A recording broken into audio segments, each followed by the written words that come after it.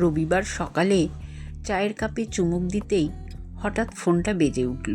আমার সহচরীরা আসবে, ওরা এসে লাঞ্চ করবে। ওদের জন্য 4 কিলো মাটন রান্না করেছিলাম। সবাই কিন্তু গরম ভাতে মাংসের এই রেসিপিটা ভীষণ তৃপ্তি করে খেয়েছিল। নমস্কার বন্ধুরা, কল্পনা রসনা ঘরে সবাইকে স্বাগত। চর্বিসহ 4 কিলো মাটন নিয়েছি।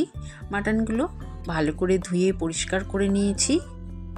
একটা ভাজা মশলা তৈরি করে নেব আগে। তার জন্য 1 চামচ গোটা গোলমরিচ, 1 চামচ লবঙ্গ, 4টে শুকনো লঙ্কা, 2 টুকরো বড় বড় দারচিনি, 15টা ছোটো এলাচ, একটা বড় এলাচ ভর্তি করে 1 চামচ নিলাম ধনে আর 1 চামচ জিরে নিলাম।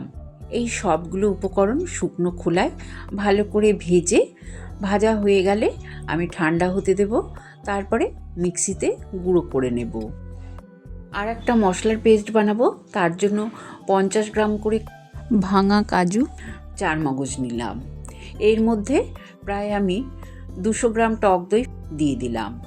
টক দই দিয়ে খুব ভালো করে মশলাটার পেস্ট বানিয়ে নেব। দেখো আমার এই পেস্টটা তৈরি করা হয়ে গেছে। এবার গ্যাস অন করে কড়াইতে বেশ অনেকটাই সর্ষের তেল দিলাম, যেহেতু অনেকটা আলুও ভাজবো। তেল ভালো মতন গরম হয়ে গেলে কেটে রাখা আলুগুলো দিয়ে দিলাম। আলুগুলো দিয়ে পরিমাণ মতন নুন, হলুদ গুঁড়ো 1/2 চামচ আর 1/2 চামচ লাল লঙ্কার গুঁড়ো দিলাম। এবার আলুগুলোকে মিডিয়াম টু লো ফ্লেমে খুব ভালো করে ভেজে নেব।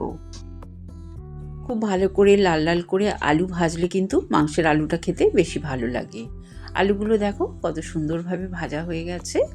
এবার আমি তুলে রেখে দেব।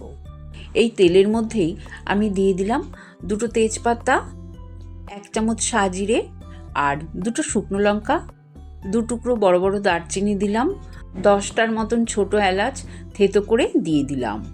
ফোড়নের সুন্দর গন্ধ বেরোলে আমি কিছুটা চর্বি দিয়ে দেব। চর্বিটা দিয়ে নাড়াচাড়া করে নেব। তারপরে কুচানো পেঁয়াজ দিয়ে দেব।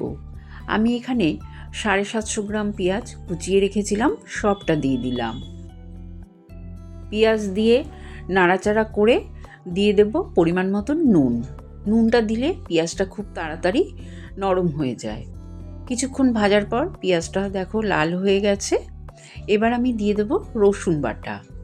প্রায় আমি 4 কিলো মাংসের জন্য এখানে প্রায় 6 চামচ ভর্তি করে রসুন বাটা দিলাম। রসুন বাটা দিয়ে আবারও ভালো করে নাড়াচাড়া করে নেব, কারণ রসুনের যাতে কাঁচা গন্ধটা চলে যায়। তারপরে আমি মাটন দিয়ে দেব। মাটন আমি কিন্তু ম্যারিনেট করিনি, শুধু ধুয়ে রেখেছিলাম। সেই মাটনটা এবার দিয়ে দেব। চর্বিসহ এই রকম মাটনের কারি খেতে কিন্তু অসাধারণ লাগে। আজকে মাটন কারিটা আমি কিন্তু কড়াইতেই রান্না করব, প্রেশার কুকারে সিটি দেব না। কিছুক্ষণ এইভাবে রান্না করার পর দেখো মাটনটা সুন্দর কালার চেঞ্জ হয়ে গেছে। প্রায় 10 মিনিট আমি এইভাবেই নাড়াচাড়া করে নিয়েছি। তারপরে দিয়ে দিলাম আদা বাটা। আদা বাটা বড় চামচের ভর্তি করে 4 চামচ দিলাম। স্বাদ অনুযায়ী নুন দিয়ে দিলাম। 1 চামচ ভর্তি করে দিয়ে দিলাম হলুদ গুঁড়ো, 1 চামচ লাল লঙ্কার গুঁড়ো দিলাম আর 1 চামচ দিলাম কাশ্মীরি লাল লঙ্কার গুঁড়ো। তারপরে 2 চামচ দিয়ে দিলাম কাঁচা লঙ্কা বাটা। ঝালটা অবশ্য তোমরা তোমাদের পছন্দ মতন দেবে। আমি মাটনটা বেশ একটু ঝাল ঝাল করব, তাই জন্য আমি 2 চামচ কাঁচা লঙ্কা বাটা দিয়েছি।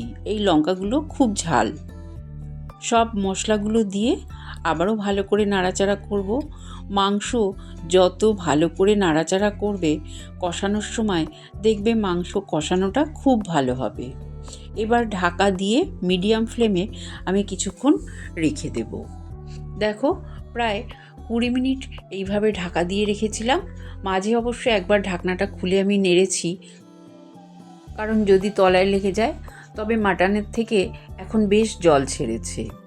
এবার আমি দিয়ে দেব জিরের গুঁড়ো 1 চামচ আর 1 চামচ ভর্তি করে দিলাম ধনে গুঁড়ো। আর 6টা টমেটো আমি কেটে রেখে দিয়েছিলাম, টমেটোগুলোও দিয়ে দিলাম। আমি কিন্তু মশলাগুলো স্টেপ বাই স্টেপ দিচ্ছি।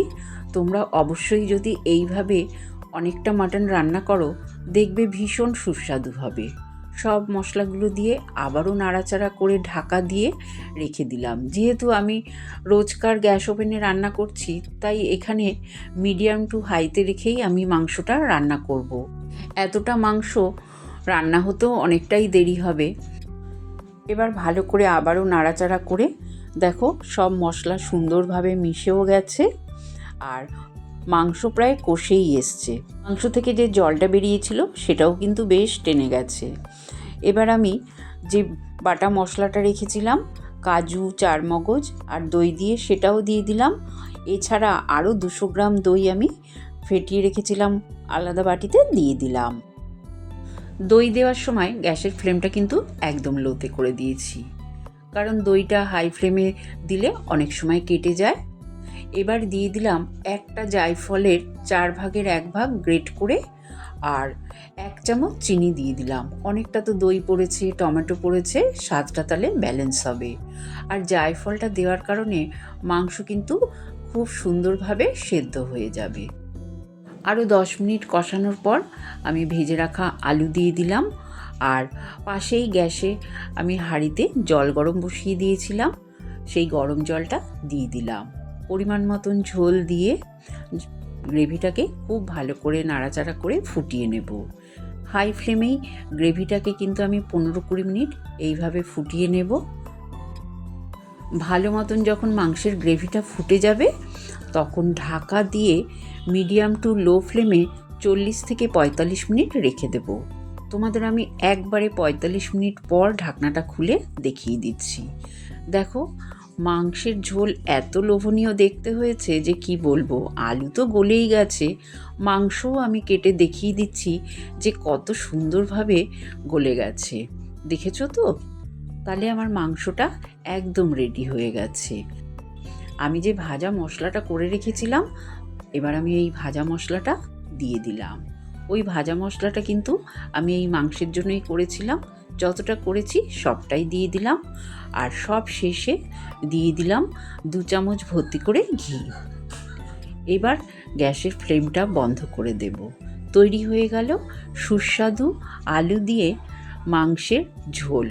দেখো তো, এই রকম যদি মাংসের ঝোল হয় তাহলে গরম ভাতে আর কি কিছু লাগে বলো? আমাদের বাড়িতে তো যারা এসেছিল তারা এই মাংসের ঝোল আর সঙ্গে শুধু স্যালাড নিয়েছে, আর কোনো কিছুই নেয়নি। এমনকি আমাকে বলেও ছিল যে আমার হাতের মাংসের ঝোল দিয়েই শুধু ভাত খাবে। তোমরাও একবার এইভাবে বাড়িতে ট্রাই করে আমাকে জানিও কেমন লাগলো।